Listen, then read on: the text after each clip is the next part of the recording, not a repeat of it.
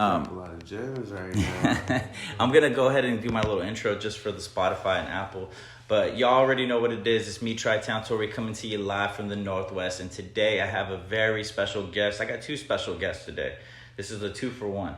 I got my man right here, the up-and-coming Rookie of the Year, every year, fucking Roque.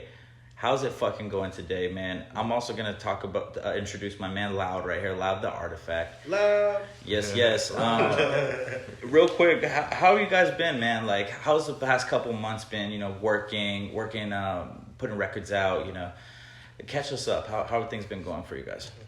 Shit just been going. Honestly, we've been busy outside of music more than music, you know? And even though you got to keep a balance of both, for sure. You got to... Of course, the music presence has still been felt, you know. So, but balancing both is a motherfucker.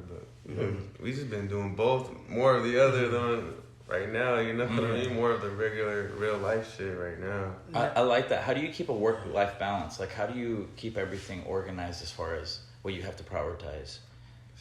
You want to take that one?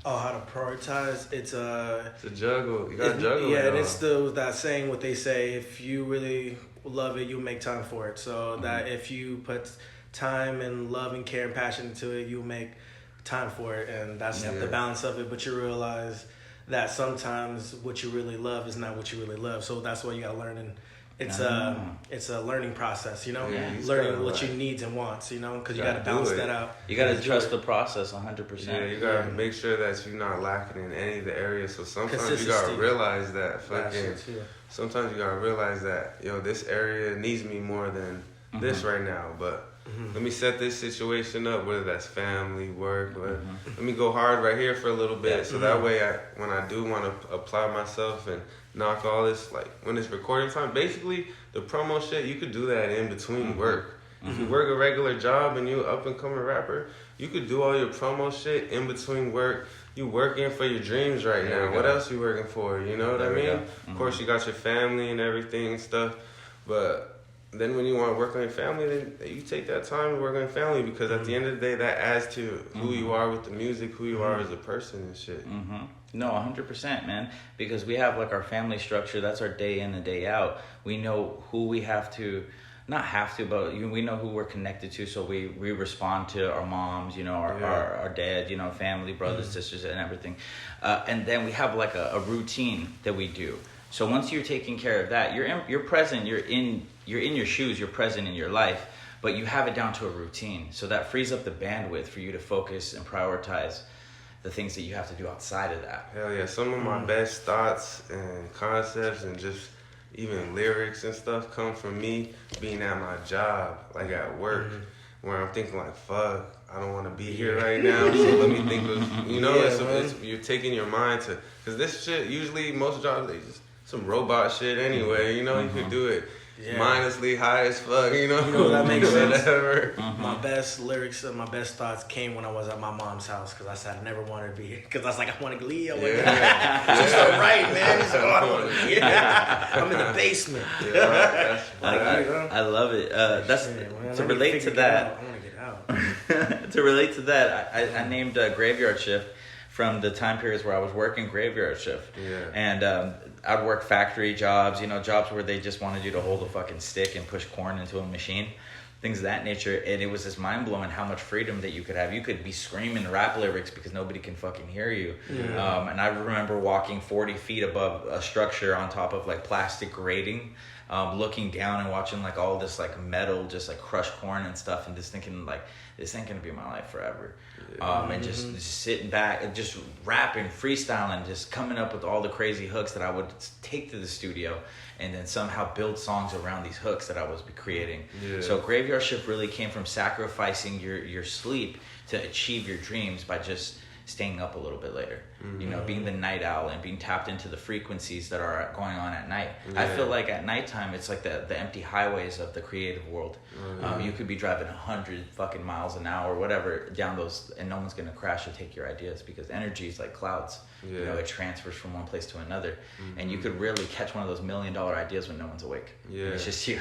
You know what I'm saying? The mind creative things and everything. We're birthed in the dark. you know, in the darkness. So it's only right to you start feeling more creative and things are different in the nighttime. And then when the daylight's out, that's time to like act on your ideas or what you've been working on. And it's like work, you know?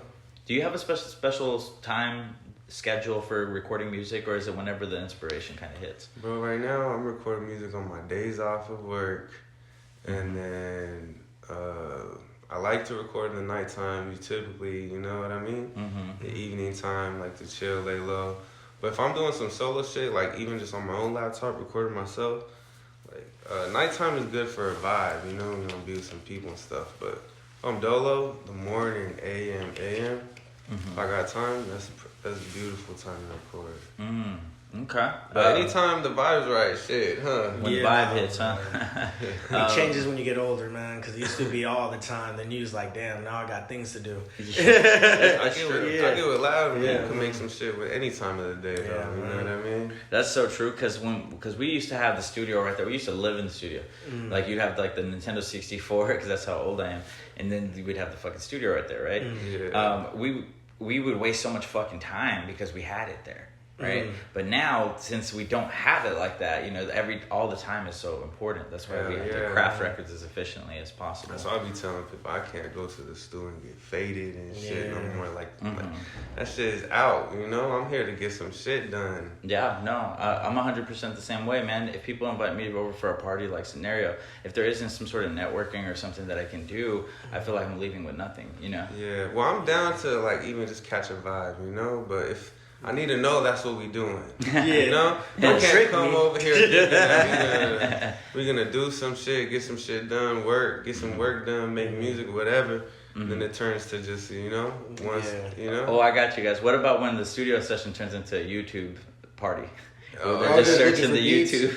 We just we learned that you got to put a hold on that, man. So after after like 30, 40 minutes, we would like pick your 4 or 5 beats we like, and let's go on to it. Yeah, because we've been there, done that, but now we're too old for the YouTube parties. We just stopped. We were like, okay, I was telling Loud, bro, we've been doing this since like 2016, 17. So it's like, it's been a little bit. We already had time to see about fucking getting faded in the studio and doing that. The fun, it's cool too, you know? Yeah. But it's just, now we've been doing it for a while. It's like, yo, I don't got time to be fucking around with this shit. It's my life. Bust the music out, man. I've been in the studio sometimes like for like days trying to get a verse out because I've been trying to party in the stew. You know what I'm saying? But, you know, when you focus, and it's the best thing ever, man. Yeah, no, definitely. I had to realize that that as I got older, like, I'm being watched by all these younger rappers, and if I'm over here walking around like I'm Lil Wayne in the studio with my pants like, you know, like holding a Hennessy bottle and you know what I'm saying? Like, you gotta have some self-respect, man. The kids don't understand fully what it took for you to look like that. They just see it, so then they go replicate it, you know? So there's no like journey that's along with you looking like that. Like with Wayne, when we see him wearing zebra pants, we understand because we remember when the block was hot. You know, so when you see the whole trajectory, because life and time and everything is like an accordion. You know what I'm saying?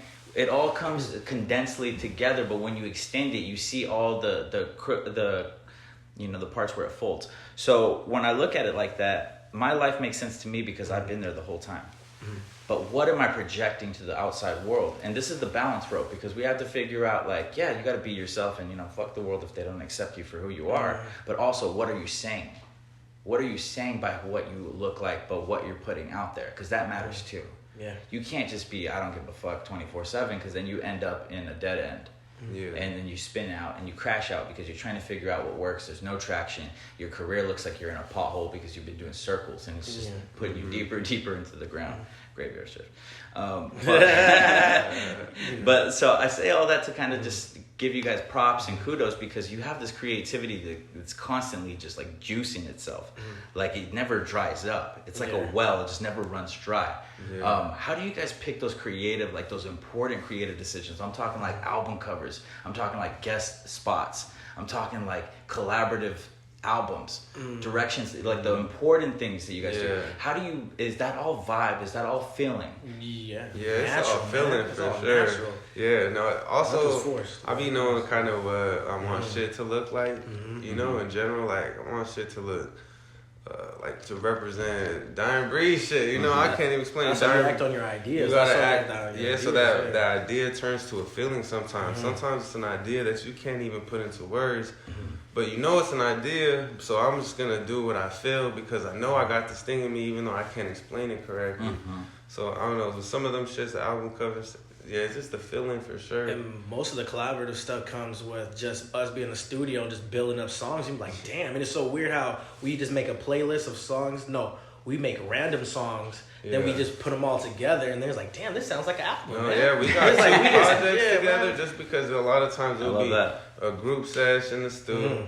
And then, you know, somebody pass out, and then somebody dips out, and it ends up just me and Loud in the stew. That just happens so many times, so that's why we sometimes we just got extra shit, so put some stuff on his shit, some stuff on mine.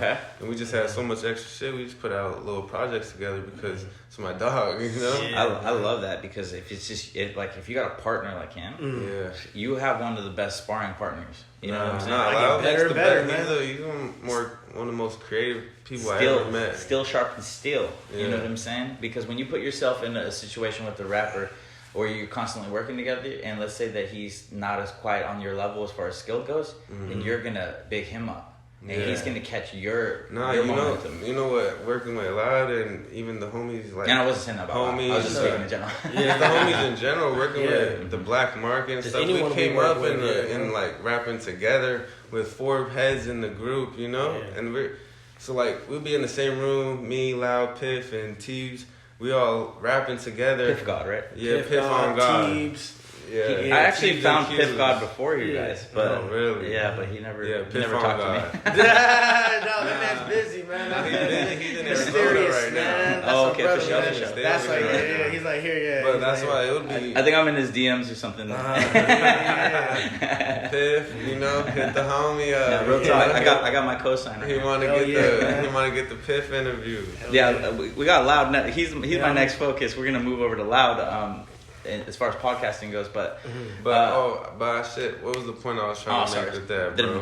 Motherfucking man, I don't even know. I have a question for you. All right, for Dying Breed, Black Marqet. Can you help differentiate the ideas and how they come together and work together? It's the same. Dying Breed is more of just a lifestyle to me. You know, Black Marqet. These are my dogs. Piff, Loud, Teebs, these are my homies since day one. And I think that's what I was going to bring up a bit ago.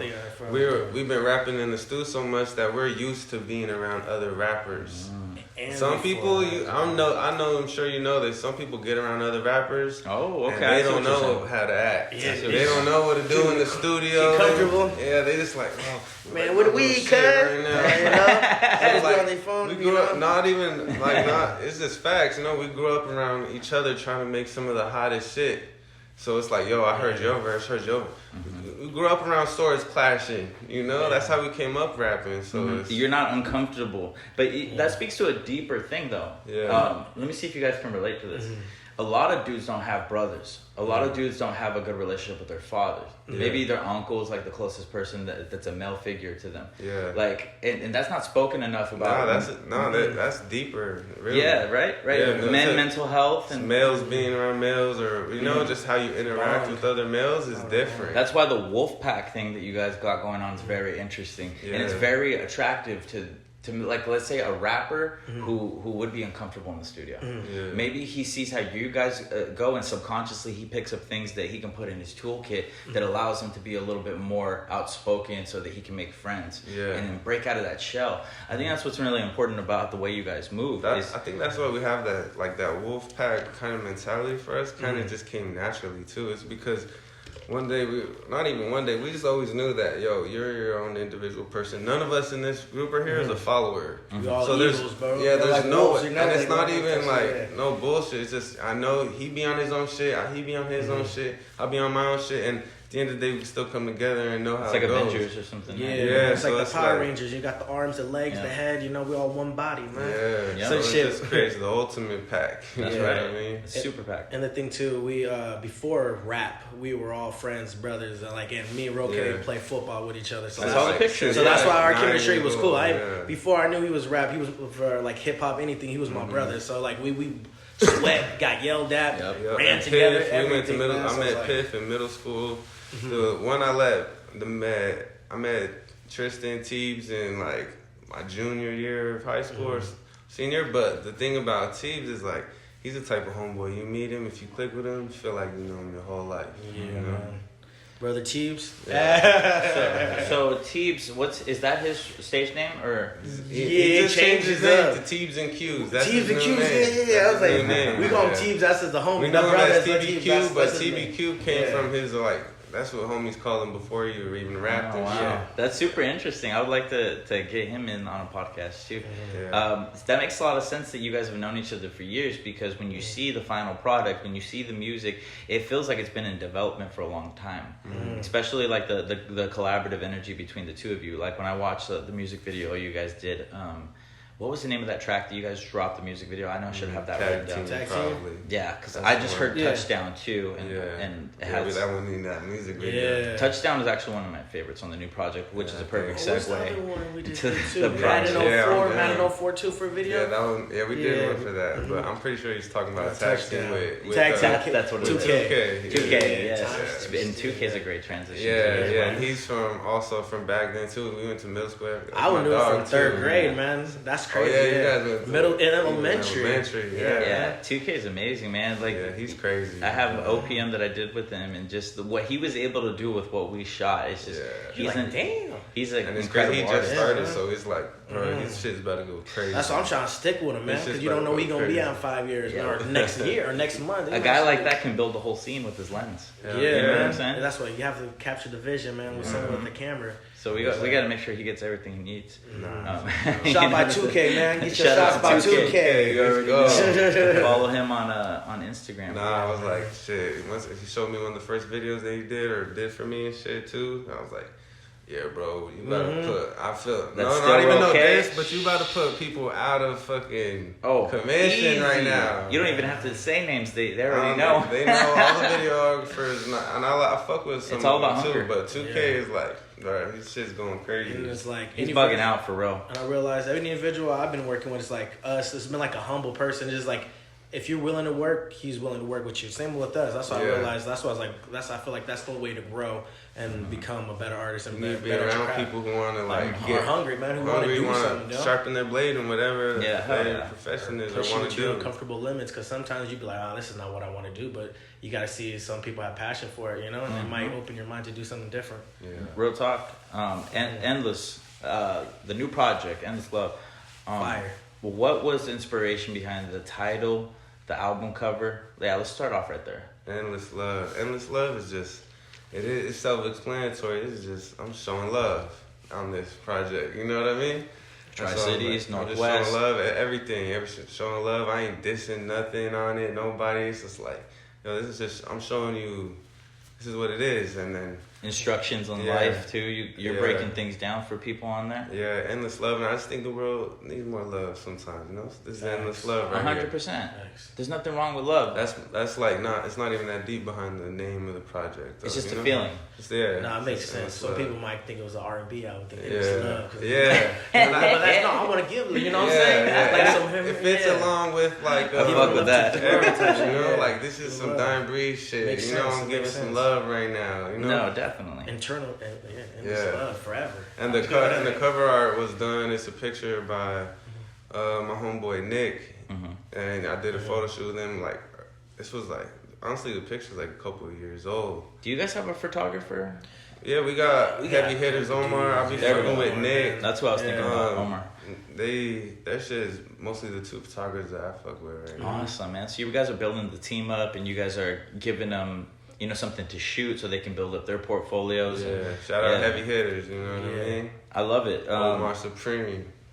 Let's move to the intro. Yeah. The intro was really fire too. I noticed something specifically about that. You have a sample on there. Or is that one of your homeboys who's talking on That's there? my homeboy. Yeah. What's the story behind that? That's homeboy. What's up? What's good?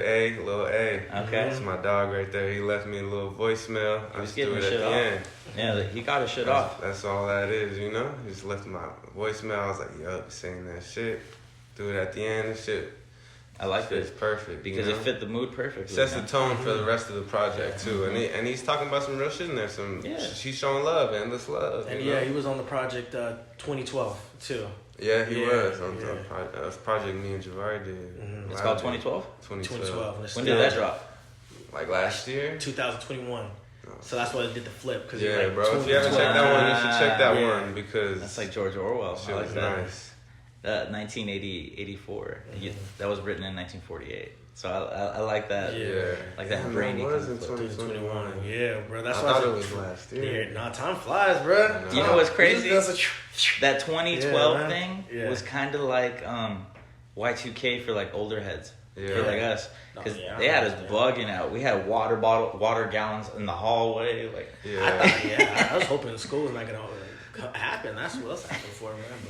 It was bugged out, right? That's when I really felt like the government and media were like working together to like get people lined up. Yeah. You know, control, moving them around and stuff. And then, because right after Y2K, then not even a year later, then we had 9/11. Yeah. You know? And just on that shit. You put fear in somebody, you get them to believe, do whatever. It's crazy how fear is the most powerful. Fear, sex, and when I say that is because I'm talking about tactics, like the media, the government. The reason why the government allows certain things in a sexual dynamic is because the part they have a vested interest in long term. They want your mind to go numb. Yeah. No, definitely, and that's why people like control you that way. People like us in the Northwest who create like substance, like lyrical, like metaphoric antidotes that have time sensitive capsules. Like you could drop an album that won't have an effect for 5 years here in the Northwest. But 5 years, you look around, there's trees everywhere. We've been planting seeds since the beginning of our scene, you know? That's why it's crazy. We're in a desert, but you're like, damn, there's life. It's funny to look at the Northwest, like, music scene, you know? It's just funny to look at how things have trickled. I'm not up on all the history and stuff, but I know a little bit where it's like, it's funny where this person used to mess with this person, and now this is what's going on. You know what sucks is that it's like a pillage sort of thing. Where people go from group to group to group, kind of like taking the resources and then and like the gold, the nectar, and then moving on to the next. And then the winner is usually what establishes itself and becomes a historical thing. Yeah. And I don't like that. I don't like that idea because people become snakes when it comes into that mentality. So like I've had a lot of people come, I've had a lot of them go, but I'm still here. Yeah. And that's a testament to my own actions, my own behaviors, and who I am as a person. If you look and if someone has built themselves into an infrastructure that they created on their own, you can't possibly say that they spent their life being, manipulative and being a snake. Because if so, then the things that they have would be falling apart. Yeah, it's not my fault you slimy.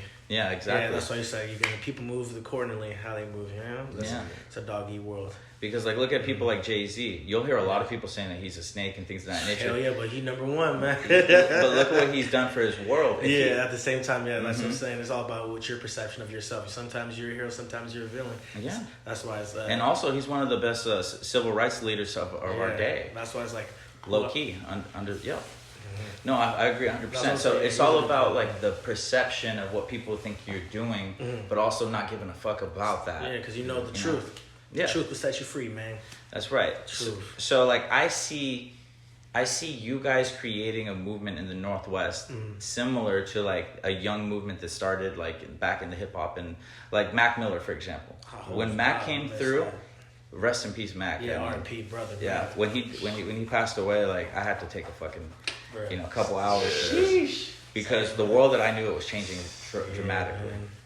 The world when Mac Miller was here was a world that I understood. Yeah, like I could make it somewhere in the world when Mac was here. Yeah, that's why we call that Project 2012 too, just because we like that's such a time for us. Mac Miller was going, the music was Joy crazy. Badass, that shit was crazy like about that. Shout out fresh hip hop, all that shit. Shout out all that shit from 2012 because it's the shit we grew up off of. Even the lit shit back then, you know, like I was fucking with Tiger. DJ Mustard, Tiger, the fucking 187 mixtape. I don't know if you know. Hell yeah, Tiger. Yeah, man. Wayne, did you catch the Wayne mixtape run? Hell yeah, man! All the Nah, that's why you brought up earlier, like Nintendo 64. But we from that same shit, bro. You too old. I was like, man, we got the PlayStation 1 in this spot. We from 97. Yeah, like, what do you mean? We had the PlayStation 1. End of the 90s, 97. I forgot you guys were activated young. Yeah, man. We had everything, man. We had the Xbox 360 with the Nintendo 64 next to each other, man. Yeah. So you guys know about all those games. Yeah, that's why it's a Conquer Bad Fur Day. We got a nice time that, like, I'm thankful for the time that we came up in, you know? Times are changing, because that gap is different. I feel like we're in a gap. Because some of the younger generation that was born even a few years after us, it was like, still not all the way. We kind of get both sides a little bit. Yeah. You get 1 foot in, 1 foot out. Yeah. When I was around, there was no Wi-Fi. That's how people knew about Wi-Fi. I was like, no. I was like 14 when Wi-Fi came out. Yeah. In my household, it might be around everywhere. In my household, was 14. We had dial-up. Yeah. So we had the little disc that you had to upload onto your crappy computer, and you had to call the phone company. And they give you internet. You plug the jack into the back, and then you're. I don't know nothing about it. That's it. Yeah, man. You I know you're talking about the spot where you're like looking at two different sides too. Dude, I used to fuck up my uncle's computers because I would go find the disc and I'd upload the shit, and then I'd try to like hook up the internet. And I was like 12 or something. Yeah, patience, man. I bet you that took you 10, 30 minutes maybe just looking at that one screen. Kids don't even want to plug in the fucking PlayStation no more. My babies get mad just seeing the advertisement. 10-second ad. That's how my daughter is too. Like, what the hell? They hate commercials, man. Yeah, man. Yeah, we had to deal with them. Man. Yeah, coach would be like, do push-ups. Push-ups at commercials. Yeah, man. Coach. Yeah, man. There's some serious push-ups. Those are long commercials too. It's like 6 minutes, 10 minutes. Yeah. Man, nostalgia, right? Yeah. Like things have changed so much, but you guys have the benefit of being in a time period where you have the most powerful platforms and tools in order to get your music out fast. Yeah. And I like how you guys don't take that for granted whatsoever. I also think that's the reason why you guys can drop so many projects on a high quality level, is because you do have the tools that are helping you. Yeah, that's funny because I've been thinking about that lately. It's like, yo, we've been dropping a lot of dope shit lately, and it's like it's kind of fucked up because I wish it was getting more like back in the day. If you drop some stuff like that, it lasts a little more longer. You know, if it's appreciated more for longer, you don't gotta come as sooner as you gotta do to keep people's attention. Right. And now if you want to keep the attention, keep your buzz going, you just have drop. Short attention spans. Yeah, short attention spans. Them TikToks and fucking 6-minute videos. It's like it's kind of fucking people over a little bit. Yeah, you know what? The best way I figured out to combat that is just to understand like the priority that you should put into like certain content. Like for example, if you're gonna drop a music video, don't drop them so consistently if that's the main course you're feeding them. Drop parts of it, segments of it. You know, you can stretch a rollout for a music video for a couple weeks. Oh yeah. You know what I'm saying? And you can drop a music video once a month. Yeah. And that keeps people still enthused enough. Yeah. And then you can also do Reels, TikToks, YouTube Shorts, or whatever to kind of splice the time in between. Even this project I just dropped right here, bro. I'm gonna just take my time pushing this, you know? Because a lot of it, shout out to the people that have heard it for sure, but like there's so much of the world that hasn't heard it still. So I'm gonna push one song for 1 week or so, and then hit them with shit. You could push. You're still pushing your project from October. October, right? That's what I was about to say next too. Like there's two different approaches you can do. You can really invest on one project, and that's kind of like when you have the audacity to kind of like make people come to you. Yeah. So there's that, and then there's the like throwing the seeds out. But I feel like in between that though, you still gotta be doing shit though. Oh, you definitely. Gotta be dropping a little bit, something, doing a feature for something, popping out like a podcast or something. But always tying it back. Always tying it back somehow. It's just part of being you when you go out to the world. Even a conversation that's off camera with somebody, it's just talking about some shit that relates to you. But you don't. I want people that are listening to this know that you don't have to oversaturate the market. Yeah. There's a difference between staying consistent and oversaturating the market. No, like if you're just dropping stuff and it's not getting recognized, well, there's a shelf life to that too as well. Yeah. So you got to realize that you're wasting resources and energy when you don't need to do that. It's like when you get into the advertisement game and you're trying to put like advertisement on a music video, and you figure out like, okay, I want to be heard in Toronto, California, like all these places, right? And you put all of these like stringent like parameters on what you want to be seen as far as like the marketing standpoint. And if you don't align the vision of the video with what you're sending spending for the marketing, you know what's going to happen? You're spending money in places where it's not going to fucking matter. It makes sense. And it's going to waste a lot of time. Well, and you're wasting some music too that could deserve some more attention. And this goes out for anyone who's listening to, I don't know who else we'll look at, but when you listen to us, you know, we're saying a lot of things, but feel free to do whatever you want to test it out, because we took a lot of L's in our life to realize this. What works for you. You know, you gotta see what's working. You want to oversaturate, you want to see how it feels, take that L. That's you know what I'm saying? You sometimes it builds you up to say, hey, what am I doing wrong to do something better, you know? Right. You know what I'm saying? Sometimes, you know, like, but you are, it's good, listen to us for advice and stuff, I'm saying, but you do have to literally, you know, fall on your face a few times to realize, damn, this shit is not working. What am I doing wrong? 100%. What do I do? You know, And I speak from a perspective of a dude who's got 20 years in on some shit, right? Yeah. But I always want to say this: like, you could take an L, take another L, and figure out how to make that a W. That's cool. You know what I'm saying? That's the Coach Mark thing right there. Cool. you really can. That's a fact. Because, and here's the second part to that. You are the expert. You are the teacher. You are the presenter. So when you put in the lens, the people are going to take it for what it is and face value. So nobody knows that you don't know exactly what you got going on besides you. Yeah. So when you put those two ideas together, it all comes together for the person who's taking the content and absorbing it. Yeah. And that's what I want to put out there. It's okay to make mistakes, but if you're like me, you're not gonna want to be making mistakes. When you get older, that's why you that's why you learn. That's what I'm saying. Yeah, you learn it. You got time. You got time. Yeah. That's what we. But then eventually it gets like, fuck, like you get tired. I gotta make this shit work. You gotta make it mechanical. You gotta make it a business, and it's got to be sharp. Because it's not a game no more. Because he's like, you was playing around, and he's like, I'm tired of playing. Yes. And that's why I like this conversation too, because people are going to take what we're saying, and they're going to see what applies to them, and they're going to see what the next move is too, just because of the conversation. Yeah, you really got to see what works for you. And I realized too, you never take an L when you when you invest in yourself. Yeah. Really, because I always felt like, oh man, this is not going to work out. But I always see results. When you invest and you put time and effort into what you want to do, you always get some type of result, because you do get what you put in. And if you don't do nothing, you're even if you feel like you took an L, sometimes you took a dub just from the experience, the knowledge that it gave you from the L, literally. You know, it's like, some people don't even do it. Now I know better. That's so true. You have to be able to take that L. What I wanted to get back to on is the album real quick, the Red Sea. Are we pausing out on that? We'll continue on the audio. Do we still have enough battery to keep going, or? All right, cool. She'll figure that out, and we'll jump back in with that, because we're gonna edit the video. Whenever we jump back in. But we'll keep the audio going. The Red Sea is one of my favorite records. I got a couple other favorite records. When you get in the studio, do you have a certain vibe that you like to set in order to to get the right ideas going, to get the like neon lights, certain got some things. Lights, like everybody now, the motherfucking the freak. I used to call them the freak lights, but then it turned into they're everywhere now. You know what I mean? So it's like now you got the lights, maybe I'll burn some herb. You know what I mean? Okay, get the just vibe trying right. to chill. I'm just trying to hear something nice. Inspired. Inspired. That's all it is. You know what's funny is that when recording in studios that have been in apartments my whole life has come with a lot of interesting things, like when neighbors coming down and being like, what the fuck's going on over here? Yeah. Have you ever had any sessions that you're like, man, I can't get this shit off, but I need to because there's something going on, like maybe a lawnmower or some shit going on? Those kind of things. I think that's really difficult to get a creative idea out there.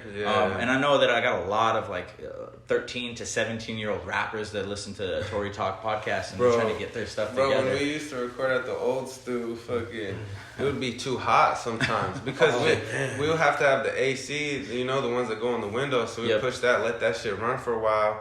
But then it would be recording, and so you got to turn that shit off to kill the noise. So then while you're recording, it's getting hot as fuck in the summertime. Yeah, man. And then it's like, we gotta take a break and turn the AC on for a little bit, That's why it's cool to do, like I said, come prepared to the stew, because when it's hot like that, I wasn't prepared, and I'll be like, yeah, man, I'm about to rap. I'll be in the stew for an hour, I'm like, damn, I haven't got my first verse off. I'm just sweating, drenched, man. I had to turn the AC on, and we were back and forth AC trying to rap. My old room used to sit right in the fucking sun. But I feel like it's a motivator too, man. Shit would be hot as when you a get hot, motherfucker. when you start getting hot, you're like, okay, man, I gotta get this done, man. Yeah, that's what we all. Like, this is for everybody. Sweating and be like, yo, just knock that shit out already, man.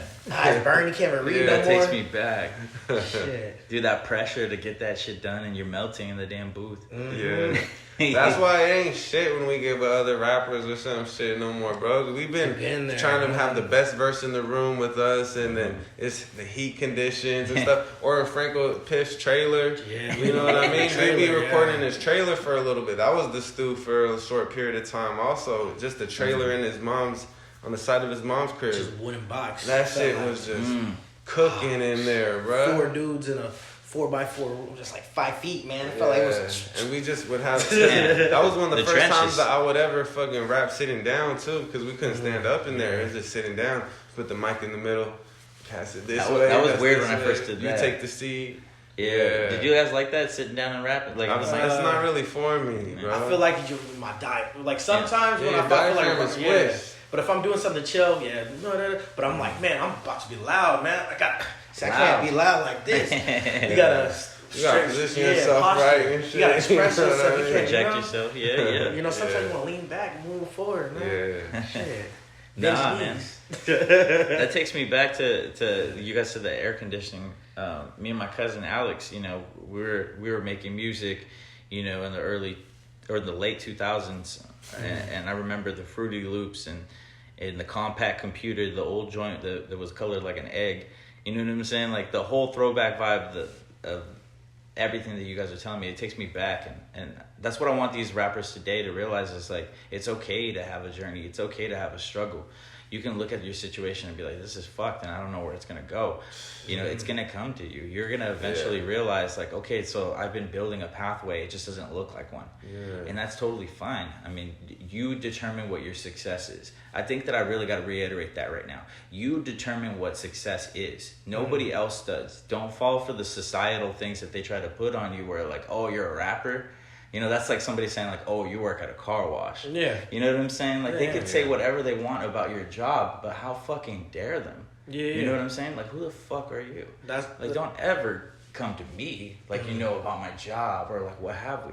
So I want to give like pride to kids who don't have people who are putting pride into them. You know what I'm saying? Yeah. Because like a lot of people don't have parents that are gonna give them that. It's hard to be confident as a rapper today, bro. It's easy to lose confidence. Yeah. That's why you need some homies like Roque, man, to build you up. Like, come on, this is who we are, man. So many other rappers out there. So many rappers not making it out there, and it's just, you know what I mean? It's like it's hard to stay confident. So shout out if you stay confident. Yeah. Exactly what I said. You gotta keep people around you who are still hungry. And know who themselves are. You gotta see the vision and then bring it to fruition. And a man should teach his seeds how to work and make a living.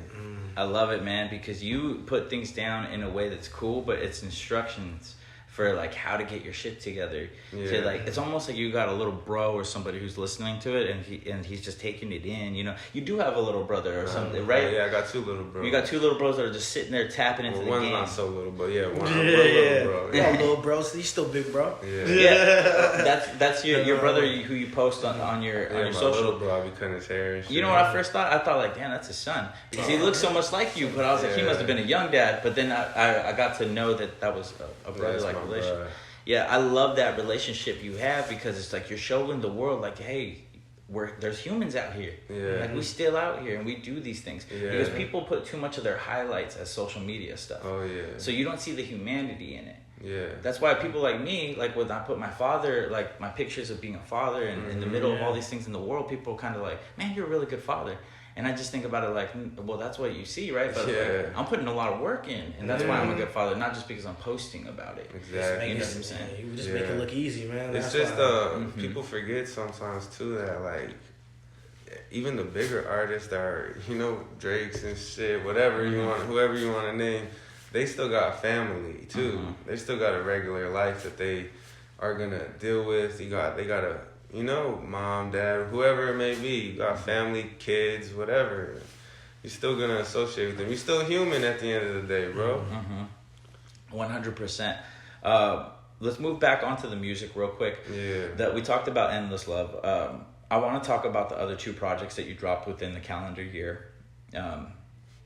I think that it's very rare that you see 3 quality projects that are dropped within that time span that have an effect that they have locally. And I keep an eye on everything because I'm super observant and I'm always online. And I've just noticed the changes. There's like people are naming their tracks differently. People are doing different things with their album covers. People are doing things with their music videos that they wouldn't have done at least 16 months ago, 18 months ago. Yeah. You cannot tell me that that's not because you guys aren't being wave creators in the Tri-Cities. Nah. That's why I know it. That weak shit's getting out. Yeah, that weak shit is out. Not even no diss to people, but it's just like people know to come with some real shit now. Come with some shit that you can stand by when I see you in real life. Because I ain't gonna fuck with that shit. You're right, because the walls are watching. Oh yeah. You know what I'm saying? Even people that ain't liking your shit, clicking your shit, people are seeing you, bro. Mm-hmm. And all it is too is you can tell who put time and effort and who doesn't put time and effort, because it shows you who's trying to be here for the long run and who's just trying to be here temporarily. So that's why, because that's what the things we do. We trying to stay. What we're trying to do is make things that last for longevity, for long runs. That's why we're like, can we see this 10 years from now? Can we listen to this song 5 years? Because like we have songs in the vaults that's like 3-5 years old, and it's still fire. Like some of the projects you might hear right now are like 2 years old, and they still sound fire, because that's what we do. We try to make quality and like things that last. Some people just like, oh, this sounds cool right now. I just heard Playboy Cardi did this song. Let me do this type of beat. How do you make something that lasts? Make it something that's more. Do you dig deeper, or this is for you. If you make something last, has to have some type of connection to you. If it's something just rambling about anything and nothing, it's gonna be anything and nothing. But if it's something like, hey, this is part of me. So if your music is and good enough to last, and your creativity is good, there, I feel like that makes you stand out and last longer. It's putting all your elements into the song. I think it's also capturing a moment. Yeah, that's what I'm trying to say. Capturing that moment. Capturing a moment, because then when you go back, it's like a time capsule, you know? Yeah, because it's like a combination of what you're both saying. Yeah. Definitely. And I agree.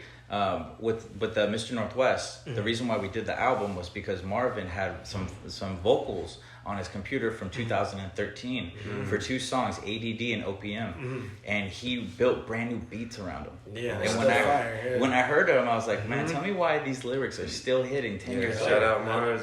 Right? We got some more shit cooking up too. Man's incredible. So when he gave me those records, I built the whole record around that. So that's why the album feels old, but also feels new. It's because it's got that. It's nostalgic feel, nostalgic, but also, Yeah. So I got a question for you guys, and I know that you guys are straightforward dudes. You guys are all about business, no nonsense, but it's inevitable that you're gonna make people feel a certain way by the way that you guys are doing what you're doing. It's already happening. It's already happening. But how do you feel like you're gonna deal with the direct disrespect that comes along with what you guys are making people feel like? Like I'm talking about diss records. When someone feels, and I've been in the ring. I've been rapping for 20 years. I've had to get in the ring 5 or 6 times with rappers, and I've never taken. Thought about that. Knock on wood. Knock on wood. I've never taken an L because I really do this shit. Right. That's what I'm saying. I never thought we ever had to come close to a battle, man. See, and anyone wants to battle. Now, when I get in my old age, I look at things like I might not take on that. That's why we ain't taking on nothing. That's why it's like if anything comes up to me, like we take it out. Yeah, so that's how I look at it. My shit too is like if you come at me, because I ain't coming at nobody. If you come at me, then you big hating. That's and when you big hating, I already got you. Yeah, because we didn't even talk about you. So if I want, so then even if I make a record about it, then it's gonna be like wrapped up, package sealed. You out of here now. Man. Sorry. I heard some before. I'm sorry. It never dropped before. I heard some. See, that's what I'm trying to get to. That I want to see if there's a red button. Yeah. Is there a red button? It could be. It's easy. They gotta take it there first. I'm not looking in this for that. I'm not in this for that. But if you want to come with that, I know what I'm doing. Yeah. And that's be worth our time too, because and I realize in this day and age, man, they said beef is publicity is all good publicity, but I ain't beefing with nobody. Ain't gonna make me look good. You know what I'm saying? I ain't gonna beef with no little dudes. That's a fact too. I want to beef with Drake. Hey, it's true though. You know how they say that age old, all publicity is good publicity. Yeah. Not all energy is good energy. Yeah. You can put negative energy that comes back even like mammoth size. And you kick-started that joint, but now you have to deal with the full brunt of it. So I feel you 100%. And I'm not trying to stoke no flames. No, that's why. If little dudes want to start something, let them know we ain't gonna do nothing back. They gonna waste their time. I'm just curious because even with me, like for example, I keep it really cool. Everybody knows what I'm about, but there'll be characters from the past that'll see that I'm still doing my thing, and they'll be like, "Oh, I'm gonna make an opportunity for myself off this person." And then there's something inside of me to be like, you want to just, and you're like, nah. That's why it's like you can't waste your time. I got the red button. Yeah, that's what I'm saying. Pick and choose your battles, you know, see if it's worth it or not. And then if it's worth it, it's like, come on, bro. Yeah, it's just a lot of this dime breed shit. I don't wear camera prints, still a world outside for no fucking reason. I'm not gonna lie, man. If you ain't saying my name, I'm too dumb for subliminal rap. So people say subliminal messages. It's gonna go.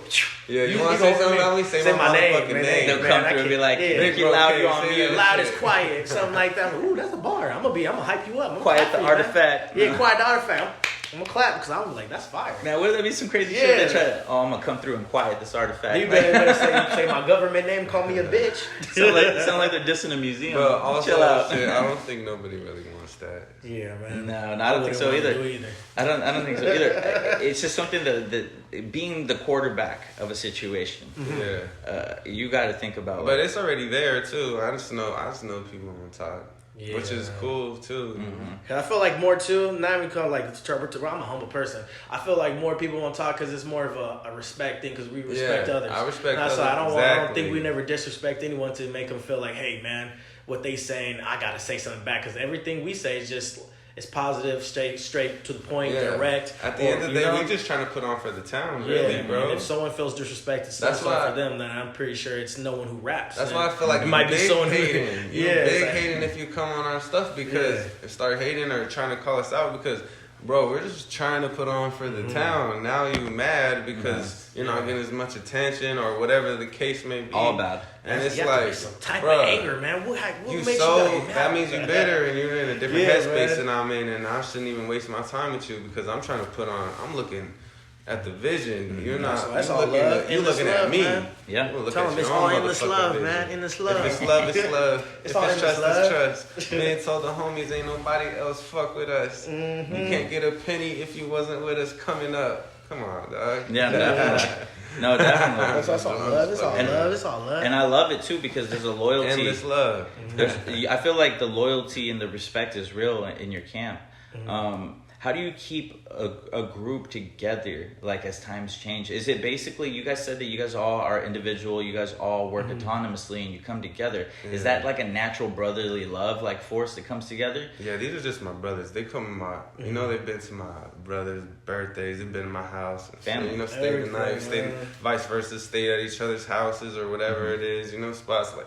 These are my brothers. Man, that's like a once in a lifetime. It's all, and have that mutual respect too, you know? And it comes to a point too, you know, when things don't go as planned, we don't mind if someone takes control, and because we all have the same vision. At the end of the day, we all think alike. You trust each other. Yeah, because sometimes we all be brainstorming. Yeah. People brainstorm too much. You know? When people disagree with each other and stuff too, or ain't seen eye to eye on certain things. And that's the good thing about being brothers, man. No, that's whatever, bro. It's all business right there. Because some people make decisions. You like, oh man, he did this because he's trying to. No, it's business. We're all brothers. You know, I wouldn't. I know if any one of my homies did anything business wise, it was not to hurt me as a person. It's this, and it's maybe because we didn't make our decisions right. Boom, we made a decision of the album cover, some simple like that. Sometimes it's one person, two people, but at the end of the day, we all have the same vision. We like it. At the end of the day, boom, it's good.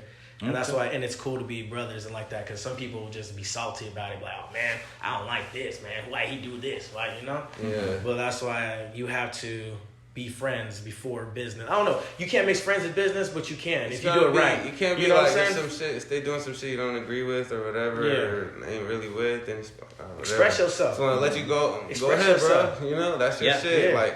You still my dog. That's right. As long as you don't do nothing like crossing the line, disrespectful, which I know none of us would do that shit to each other. So it's just but that's weird how I can say like how we work so good. I've noticed people, they try to work, and I feel like when you force that, you're not cohesive. It's like, hey man, you rap, I rap. let's do it together. And I don't think that works.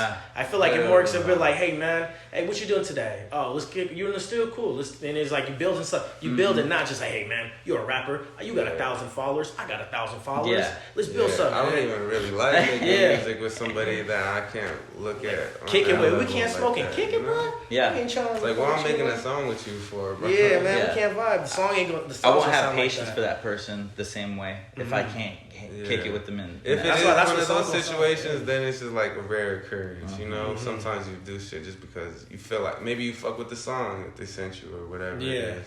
Okay. Let's do this, but I want to keep it closer to an hour this time. But I want to kind of get the audience a little bit more familiar with you guys as people. So what I'm going to do is I'm going to say a term.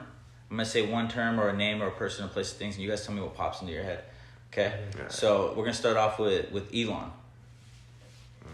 That's a must. Tesla. That's a must. Well, you can say a sentence. It doesn't just have to be one word. Yeah, you can. You first, man. Okay. Nah, I just think of Teslas, bro. Teslas, Teslas and fucking, I guess. Making a lot of money. Would you guys like to? Are you guys on the Tesla wave? Would you guys pull up in a Tesla? There's positive and cons. I would pull up. There's pros and cons to everything because everyone's talking about Teslas and the batteries, and then people talking about the Congos and all that stuff, and talking about like you got slave laborers, but I'm thinking like, damn, there's a lot of slave laborers everywhere. The Nikes on my feet probably got made by a little kid too, and I can't talk shit, but it's like there's pros and cons to everything. Yeah, everything. But if Elon Musk want to give me a free Tesla, I'll take me a Tesla. Yeah, that's but me buying a Tesla, I ain't gonna buy me a Tesla. Man. I can't afford one. They literally they don't give anybody free Teslas. That's the reason. That's the reason why they are what they are. But I'll tell you what, I look at things like this: is the net positive heavier than the net negative? And when you're the richest man in the world, you have like some of the biggest companies in the world that are doing things for the humanity of tomorrow, right? The net positive is overwhelming. Yeah. So if it can lead us to a better world where we can start to right the wrongs that it took us to get there, I think that's better than just being fucked, like in general. You know what I'm saying? No, that's why you can never win, man. The billionaires are trying to go over to Africa and make it, more feasible economically, I guess. But that's the resource of all the world. The world came from Africa, so they have everything over there already. So I think it's kind of fucked that China, Bill Gates, Akon, Akon's over there putting sun panels on people's fucking houses. Yeah, man, it's a free for all basically, man. See, it's free for all, but nothing's free because in the world of double talk, freedom means slavery. War means there's the opposite terms. Yeah. So I feel that here's another term, Kanye. World's greatest. I love Kanye. No, I just think of, when I think of Kanye, I just think of a lot of the dope music that's been made. Like, that's why I love that.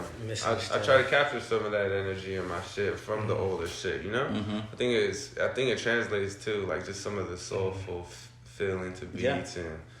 He brought a lot to the game. Telling you in real life too. You know what I mean? So what Drake did for the game, Kanye did for the game first. Yeah, and people too gotta realize take inspiration from the greats for sure. If you made a lot of money doing some shit that I'm doing, I'm gonna look at you, bro.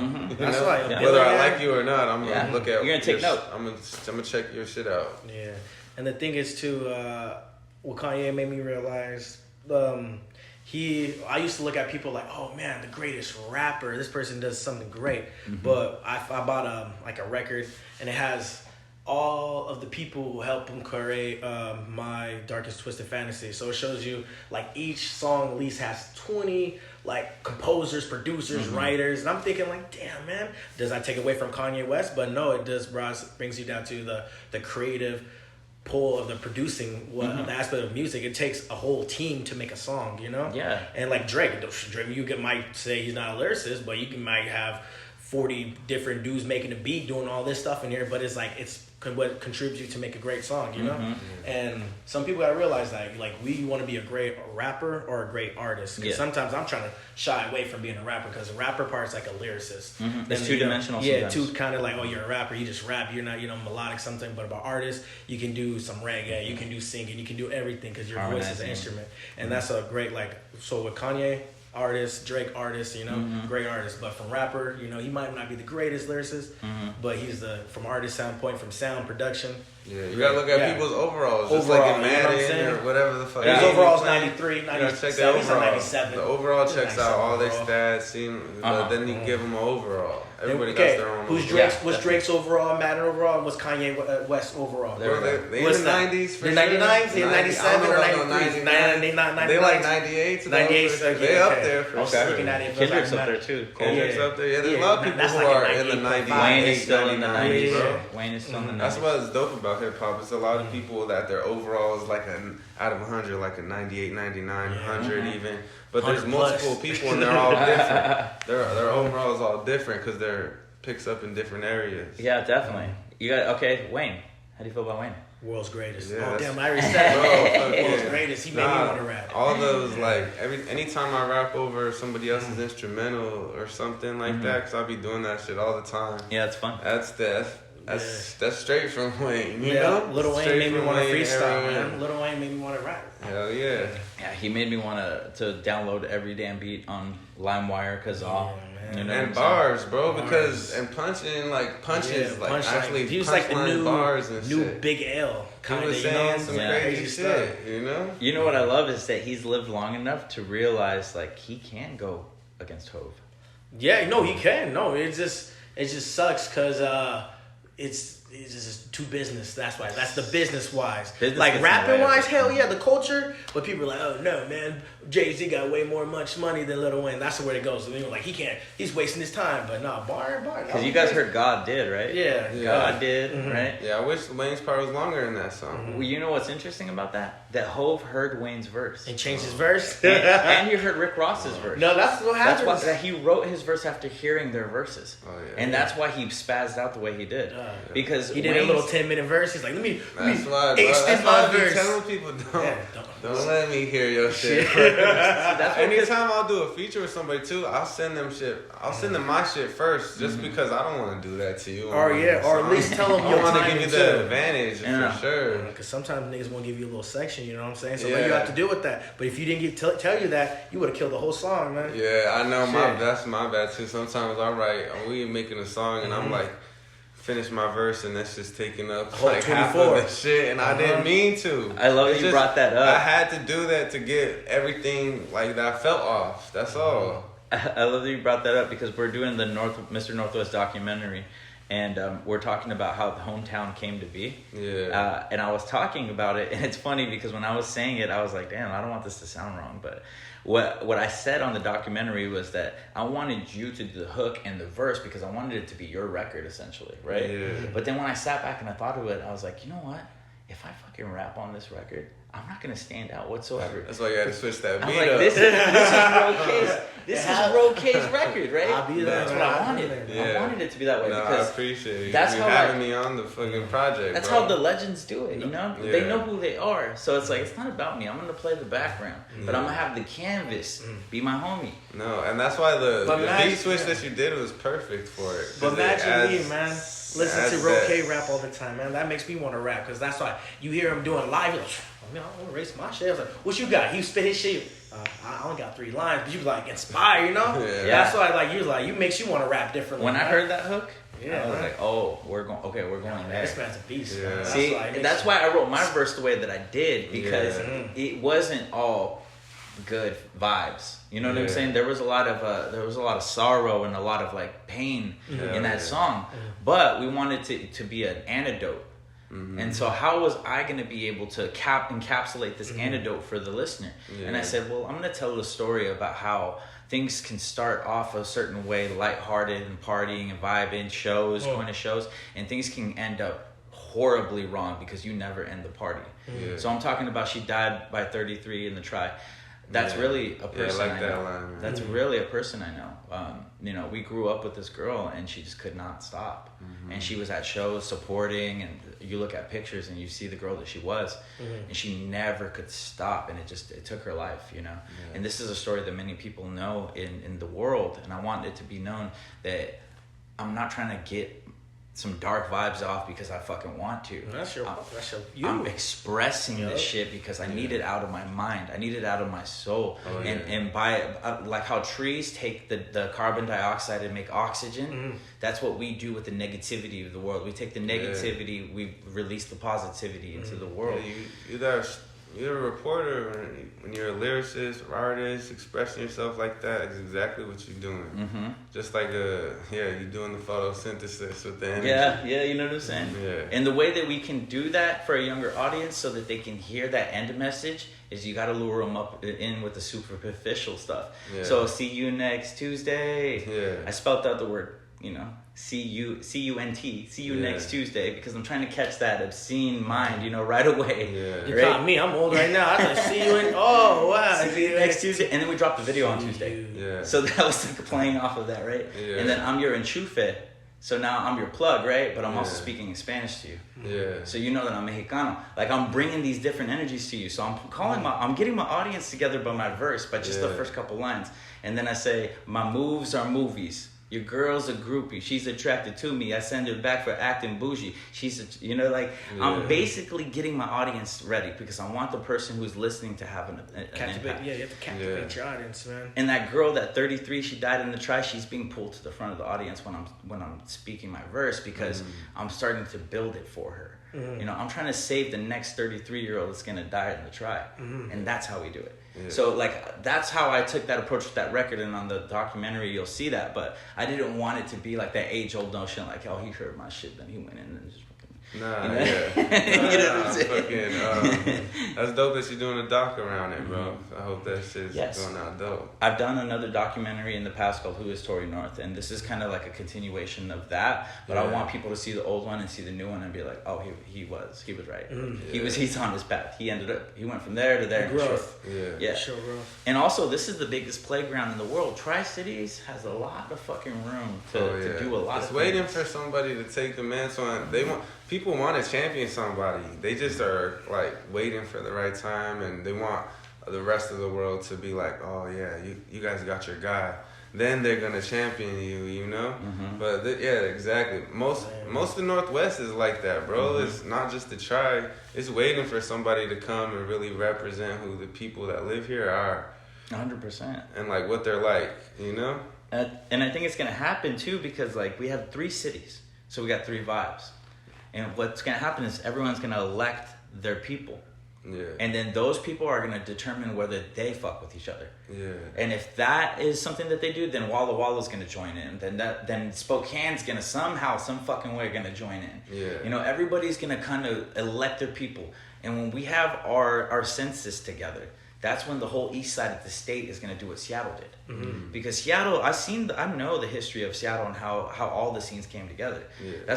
That's why information is king. But this is why I say Northwest too. Not even no shade of Seattle, but just ain't nobody in the Northwest really doing it how they want to do it. To be the face of the fucking region, to put your region on the map. Yeah, because Mac Lemore was probably the closest thing. That was close, but he wasn't representing this shit like that. He was talking about it, but he was like, he's being an artist. Respect to him, But he wasn't. He wasn't flagship. He wasn't talking about the fucking where he from like that. I'm trying to get on and talk about the East Side. Do you think that he was? Do you trying to talk about Pasco on the Breakfast Club? No, definitely. You know what I mean? Real quick about Macklemore. Do you think that he was hoping that just the visual aesthetics was enough? Like that he would wear the Seattle jerseys, that he was doing videos at the football stadium. That he hoped that was enough to put on for Seattle? I think it just doesn't. I think he's putting on, but it just doesn't represent. It don't represent me. And I don't feel represent most of the people that are around here. Yeah, I think it did represent Seattle. You know what I'm saying? Now Washington. People what's going on in Seattle, like someone. So he did his thing for Seattle. Yeah, Seattle. But he's growing out of Seattle, but Seattle doesn't represent the whole Washington, what I'm saying? But when it translated to the rest of the world, he represented the people in Yakima. He wasn't on the Grammys talking about fucking Seattle. I don't think so.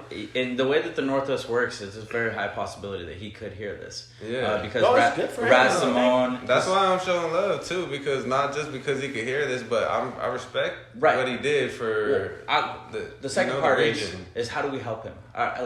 What could he have done?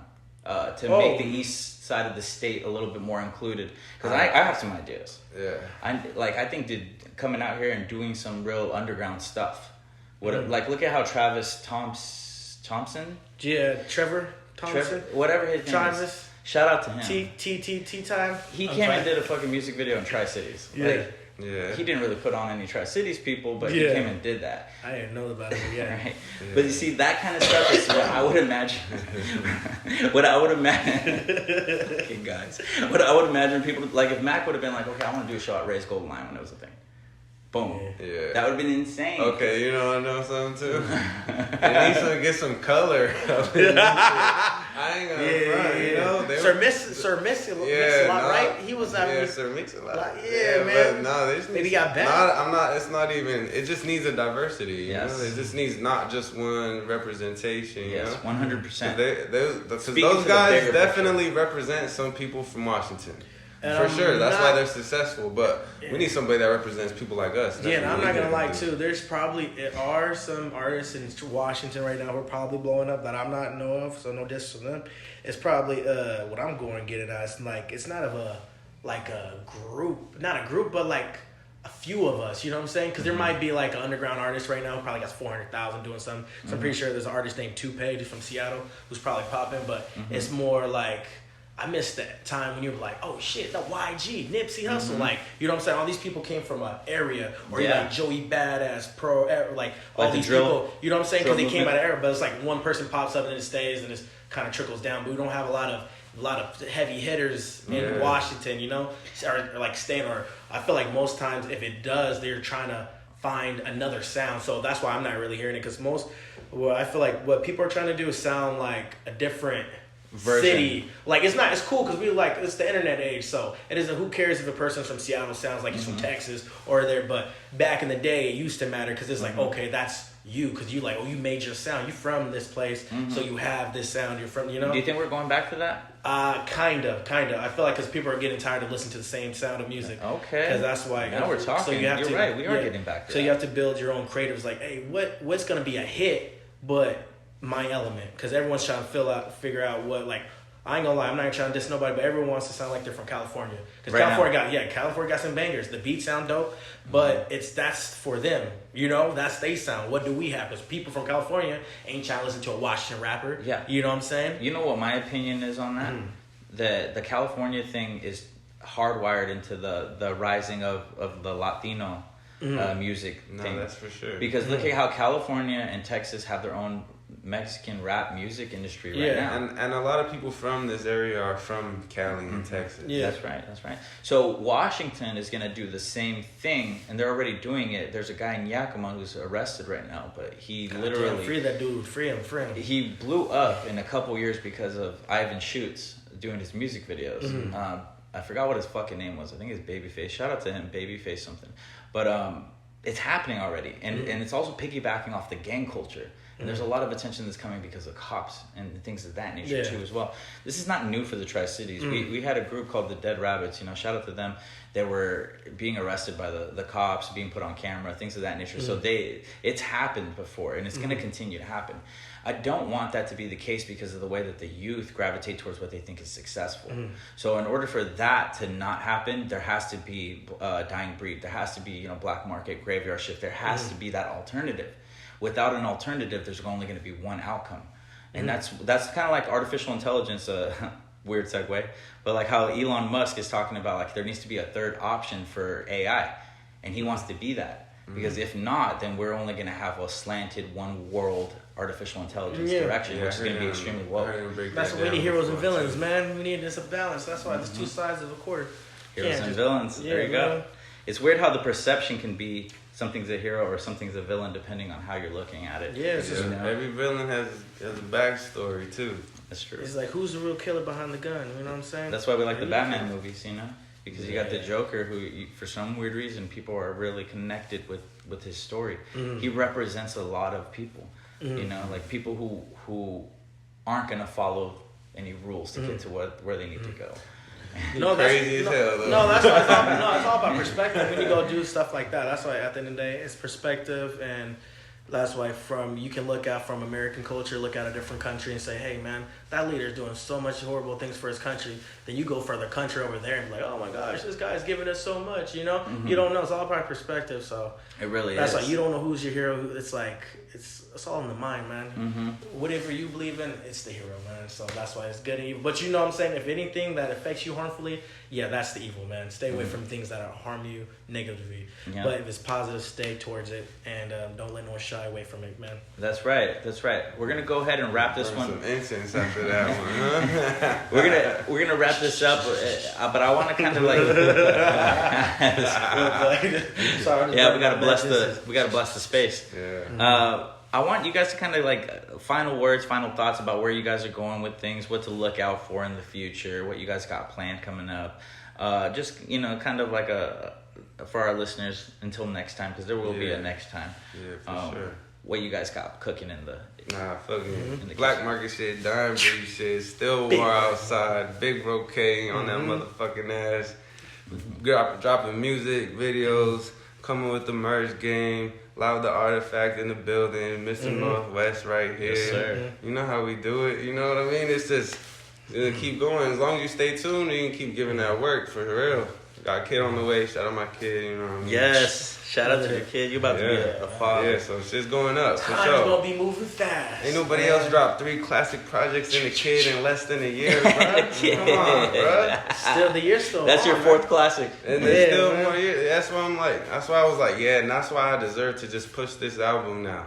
You know what I mean? Just push each song individually, maybe a video here, and just push these songs that I've dropped in the last 6 months, because it's like, yo, now I get to chill, and now you get to actually do the promo part of your shit.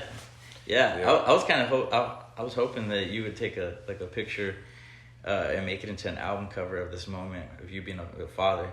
You know, because it like commemorate this moment for you because of how you've been moving lately. Yeah, who knows? I'm sure. Well, I'm still making music. Okay. You know still, I mean? You're not just done for a minute. I have shit. If I wanted to, swear I could drop another project. I'll shout out DJ Keytronics. We working on a project. Shout out Marswell, working on a project. Vintage Beats, working on a project. These are all producers. Hey, shout out to James Blonde, man. Shout out James motherfucking Blonde. That's the in-home producer. Okay. Can't sleep on James Blonde. Yeah, man. So like, yeah, he's crazy. Yeah, we going crazy right now. Just staying up, staying active, being outside, becoming men. You know. Yes, what I mean? sir. That's the most important part. In the world where they're trying to demonize the term, you got to realize that there's nothing political about becoming a man. Yeah, exactly. In today's world, they don't want you to always often taught or pushed to, demasculate the man, just not be the man. They want you to carry the burden of all men. Gotta be they talk about, I heard shout out 19 Keys talk about this, but everybody talks about toxic masculinity, but that's why people need to practice and push what is healthy masculinity. Yeah, totally. I mean? So that's what we're here to do. Show people how it's good. That's why you drop gems in the verses. Ain't shit sweet, you know? No, 100%. And you're right, man. It's all about understanding that you're an individual and taking care of the individual instead of the group. Yeah. Because the internet really forces people to try to fix the world with the keyboard. Yeah. You can't fix the world with the keyboard. You gotta be really out here doing it. Yeah, you gotta listen to Dying Breed and Black Market and get tapped in. Yeah, Graveyard. Loud, man. You got anything to say to the folks? Oh, well, album coming out soon. I'm playing. Nah, man, I just got these t-shirts, man. You know, get yourself a LOUD t-shirt, man, right there. Shout out to Tory Northwest for putting it on right put there. Put that in a music video. Shit, hell yeah, man. Swing that shirt, wave it. If you need me, hit me up on Instagram, You Want to Get High, or Loud the Artifact. So I got 2 of those. I'm trying to push Loud the Artifact more, but music coming soon, merch coming soon, Black Market videos dropping, more music, everything. It just shows, just more things, man. Just stay tuned. We don't even know what's going on. All we know is today's going to be a good day. That's the best part. That's right. And like I said, man, we have the boys in the building. We're going to be back with it, and you stay tapped in for that quality hip-hop coming your way straight from the Northwest. Tri-Town Tory. Much